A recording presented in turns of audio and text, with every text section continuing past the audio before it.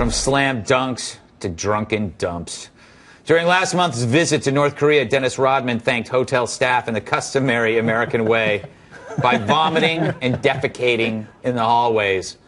One employee recounts, quote, Rodman was drunk the whole week of his stay, and the night before he left for the U.S., he was drunk and unconscious and vomited everywhere he turned.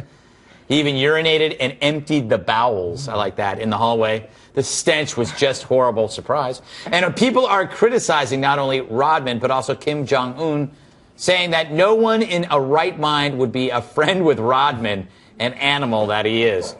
Rodman was reportedly asked to leave the country and may not return before completing rehab and or dying. Ambassador, I love the fact that originally people were saying, like, how can you hang out with somebody like Kim Jong-un? He's such a horrible person. But they're going, how can you hang out with Dennis Rodman? He's such a horrible person. Well, what it shows is the citizens of North Korea are a lot smarter than Kim Jong-un. Yeah. That's one take. But I think we've established tonight there's probably a vacancy in our ambassadorship to Argentina, Yeah. so Dennis Rodman can take his way down there. You know, Jesse, you've been thrown out of hotels before. Many times. Not entire countries. A lot of times. Do you think this is actually helpful for America?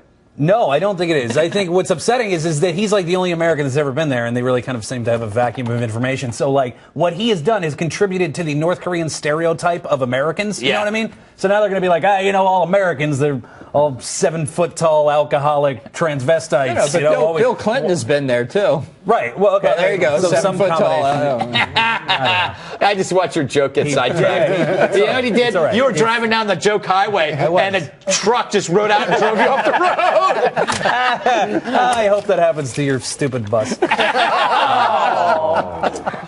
Oh, if that happens, you're going to feel really bad, especially if I find out you're the one who drove me off the road. Joanne, you know how to handle drunks. You have handled drunks. Is North Korea overreacting? No, if you lose your bodily functions, you deserve to get cut off. Yes. And then for like pictures of you acting like a fool to be all over the internet. Yeah. But what they didn't say in the story is that his BFF Kim was there. Yeah. Holding back his hair Oh, as he was vomiting. That's beautiful. They're friends till the end. He just, he didn't want to get caught up in the drama, so he fled. Yeah, I see how that is. Yeah. They're like Kanye in The Girl. Kardashian? Yes, thank you. Okay. Kim Wait, Young how and- are they like that? They're like together in Okay. love. No, that makes sense. I think. I don't know anymore. Andy, do you think he just wanted out of his friendship with Kim Jong-un and this was the only way out? I completely disagree with you. I think this is great for America. I think the North Koreans are now sitting there going, holy crap, we better not mess with America. They are crazy. Yeah, that's So true. I think this is perfect. Also, I think there was a misunderstanding there. I don't think he defecated. What they said was that he emptied the bowels in the hallways. In North Korea, they execute people a lot, and I believe they disembowel them. And I think there were bowels in the hallways, and he emptied those bowels. Not his bowels, it was the bowels. Oh, well, that's This was all just a semantic I've always thought that was so misunderstanding. crazy that they don't Yeah. empty the bowels before they hang them up in the hallway. Yeah. And then he was is so a disaster disturbed that waiting he to just spun around vomiting. Yeah, vomited. Well, he vomited because it was disgusting after he emptied the bowels. All right, enough. I have to tell you, this is not unusual. I was talking about this in our story pitch meeting. I was staying in a hotel in which Rodman was staying.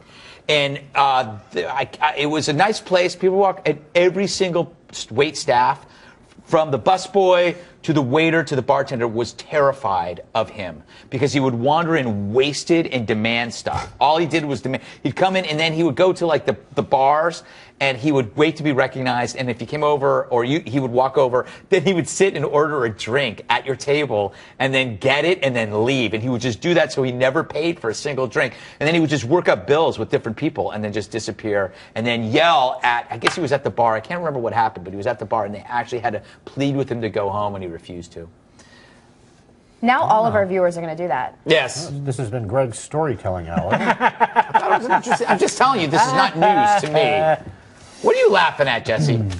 It was a long way to go. That's all I was. That's what. Yeah, what it wasn't a joke. It was a real story, Jesse.